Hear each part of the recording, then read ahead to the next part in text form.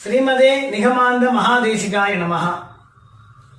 இன்னைக்கு இந்த பதிவில் பார்க்க போற விஷயம் என்னன்னா, இடம் வாங்கியாச்சு, இந்த வாஸ்து பூஜை எங்க போடணும்? ஒரு சிலர் ஈசானி முல்லை போடலாமாங்க, கன்னி முல்லை போடலாமாங்க, பிரம்மஸ்தானத்தில் போடலாமாங்க. இப்போ நம்ம எங்க பூஜை பண்றோமோ, பூஜை ரூம் வைக்கிறோமோ அந்த இடத்துல போடலாமாங்க.